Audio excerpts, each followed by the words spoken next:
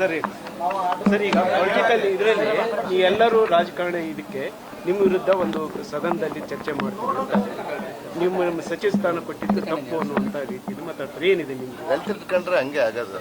BJP ಪಕ್ಷದವ್ರಿಗೆ ಒಬ್ಬ ಹಿಂದುಳಿದವರು, ದಲಿತರು, ಅಲ್ಪಸಂಖ್ಯಾತರು ಅಂದ್ರೆ ಇದೇ ರೀತಿಯಾಗಿ ಬರುವಂಥದ್ದು ಅವರು ರೂಢಿ. ಒಬ್ಬ ದಲಿತರನ್ನ ತುಳಿಬೇಕು, ಒಬ್ಬ ದಲಿತರನ್ನ ಯಾವುದೇ ಕಾರಣಕ್ಕೂ ಮೇಲೆ ಕೇಳಿಸಬಾರ್ದು ಅನ್ನೋಂಥ ದೃಷ್ಟಿ ಇಟ್ಕೊಂಡಿದ್ದಾರೆ. ಈಗಾಗಲೇ ಕೂಡ ಅವರೆಲ್ಲ ಕೂಡ ಹೋರಾಟ ಮಾಡ್ತಾರೆ. ಅದಕ್ಕೆ ನಾವು ದಿಟ್ಟ ಉತ್ತರವನ್ನು ಕೊಡ್ಲಿಕ್ಕೆ ಸದನದಲ್ಲಿ ನಾವು ಉತ್ತರ ಕೊಡ್ತೀವಿ. ನಿಮ್ಮ ರಾಜೀನಾಮೆ ಪಡೆಯುವವರೆಗೂ ಕೂಡ ಸದನ ನಡೆಯಕ್ಕೆ ಬಿಡಲ್ಲ. ನಾವು ನಮ್ಮ ಮುಖ್ಯಮಂತ್ರಿ ಅವರು ಇದಕ್ಕೆಲ್ಲ ಉತ್ತರ ಕೊಟ್ಟಿದ್ದಾರೆ. ಆಗಲೇ ಡೆಲ್ಲಿಯಿಂದ ಹಿಡಿದು ಬೆಂಗಳೂರುವರೆಗೂ ಕೂಡ ಕೊಟ್ಟಿದ್ದಾರೆ ಯಾವ ರೀತಿ ಮಾಡ್ಬೇಕಂತೇಳಿ. ನಾವು ಸಜ್ಜಾಗ್ತೀವಿ. ಅವರು ವಿರೋಧ ಪಕ್ಷದವರು ಅವ್ರದ್ದು ಒಂದು ಕರ್ತವ್ಯ ಅವ್ರದ್ದು ಕೂಡ ನಮ್ಮನ್ನ ಈ ರೀತಿ ಮಾಡೋಂಥದ್ದು, ಇಕ್ಕಟ್ಟಿಗೆ ಸಿಲ್ಕ್ಸೋದು ಅವ್ರದ್ದೆಲ್ಲ ಕೂಡ ಇದೇ ರೀತಿಯಾಗಿ ಮಾಡ್ತಾ ಇರ್ತಾರೆ. ಅದಕ್ಕೆಲ್ಲ ತಕ್ಕ ಉತ್ತರವನ್ನು ನಾವು ಸದನದಲ್ಲಿ ಕೊಡ್ತೀವಿ. ಮುಖ್ಯಮಂತ್ರಿ ಒಬ್ಬರೇ ಅಲ್ಲ, ನಮ್ಮ ಎಲ್ಲ ಸಂಪುಟ ಸಭೆ ಮಂತ್ರಿಗಳು ಎಲ್ಲರೂ ಕೂಡ ಅದಕ್ಕೆ ತಕ್ಕ ಉತ್ತರ ಕೊಡ್ತೀವಿ. ಅದ್ರ ಜೊತೆಗೆ ನಮ್ಮ ಎಲ್ಲಾ ಶಾಸಕರು ಸೇರಿ ಒಟ್ಟಾಗಿ ಬಳ್ಳಾರಿ ಲೀಡರ್ಸ್ಗಳು, ಬಿಜೆಪಿ ಲೀಡರ್ಸ್ಗಳು ಇಲ್ಲ ಅಂತ ಸಂದರ್ಭ ಇಲ್ಲ. ನಮ್ಮ ಪಕ್ಷ ನಮ್ಮ ಸಿದ್ಧಾಂತಗಳನ್ನ ಇಟ್ಕೊಂಡು ಹೋರಾಟ ಮಾಡೋರು.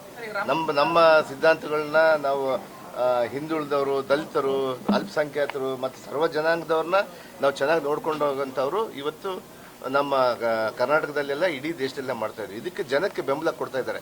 ಅದಕ್ಕೆ ಅದನ್ನ ನೋಡಿ ಸಹಿಸಿಕೊಳ್ಳಾರ್ದೇ ಬಿಜೆಪಿ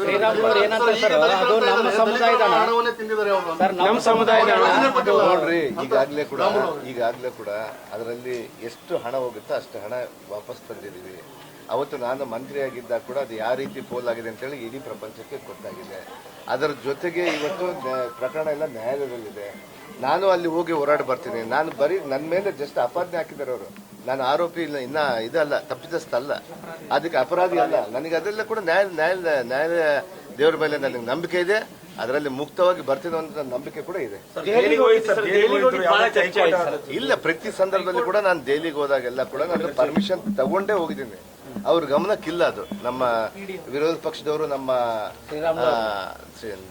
ಅವ್ರಂತ ಹೇಳಲ್ಲ, ಬಿಜೆಪಿ ಪಕ್ಷದವ್ರು ಅದ್ರ ಗಮನ ತಗೊಂಡ್ರೆ ನಾನು ಪ್ರತಿ ಒಂದು ಸಂದರ್ಭದಲ್ಲಿ ಕೂಡ ನಾನು ಡೆಲ್ಲಿಗೆ ಹೋಗ್ಬೇಕಾದ್ರೆ ಕೂಡ, ತಿರುಪತಿಗೆ ಹೋಗ್ಬೇಕಾದ್ರೆ ಕೂಡ, ಶಿರಡಿಗೆ ಹೋಗ್ಬೇಕಾದ್ರೆ ಕೂಡ, ನಾನು ಬಗಲಾಮುಖಿಗೆ ಹೋಗ್ಬೇಕಾದ್ರೆ ಕೂಡ, ಮತ್ತು ಕಾಮಾಖ್ಯ ದೇವಸ್ಥಾನಕ್ಕೆ ಹೋಗ್ಬೇಕಾದ್ರೆ ಕೂಡ, ದೇವಸ್ಥಾನಗಳಿಗೆ ಪ್ರತಿಯೊಂದಿಗೆ ಹೋದಾಗ ಕೂಡ ಪರ್ಮಿಷನ್ ತಗೊಂಡೇ ಹೋಗಿದ್ದೀನಿ. ನಾನು ಯಾವತ್ತೂ ಕೂಡ ಉಲ್ಲಂಘನೆ ಮಾಡಿ. ನನಗೆ ಈಗಾಗಲೇ ಕೂಡ ನೋಡಿ, ನನಗೆ ಈ ಕೇಸಿನ ಬಗ್ಗೆ ಕೂಡ ಈಗಾಗಲೇ ಕೂಡ ನ್ಯಾಯಾಲಯದಲ್ಲಿ ಕೂಡ ತಡೆಯಾಜ್ಞೆ ಕೂಡ ಕೊಟ್ಟಿದ್ದೀನಿ. ತಾವೇ ಮಾಧ್ಯಮದಲ್ಲಿ ತಾವು ನೋಡಿದ್ದೀವಿ. ಅದರ ಜೊತೆಗೆ ನಾನು ನಮ್ಮ ಮುಖ್ಯಮಂತ್ರಿಯವರ ಹಾದಿಯಲ್ಲಿ, ನಮ್ಮ ಮಾಜಿ ಮುಖ್ಯಮಂತ್ರಿಯವರ ಹಾದಿಯಲ್ಲಿ, ನಮ್ಮ ಹೈಕಮಾಂಡ್ ಇವತ್ತು ಯಾವ ಸ್ಥಾನ ಕೊಟ್ಟರು ಕೂಡ, ಯಾವ ಒಂದು ಖಾತೆ ಕೊಟ್ಟರು ಕೂಡ ಅದನ್ನು ಈ ಬಾರಿ ನಾನು ಒಂದು ಏನಂತಾರೆ, ಒಂದು ಏಟ್ದಿಂದ ಹುಲಿ ಆಗಿದ್ದೀನಿ ನಾನು. ಈ ಬಾರಿ ನೀವೆಲ್ಲ ನೋಡ್ತೀರಿ, ನಾನು ಮಾಧ್ಯಮದವ್ರಿಗೆ ಯಾವುದೇ ಕಾರಣಕ್ಕೂ ನಾನು ಕೊಟ್ಟ ಖಾತೆಯನ್ನ ನಾವು ರಾಜ್ಯ ಮೆಚ್ಚುವಂತ ಕೆಲಸ ಮಾಡ್ತೀನಿ ಅಂತ ಅದು ಗೊತ್ತಿಲ್ಲ ನನಗೆಲ್ಲ.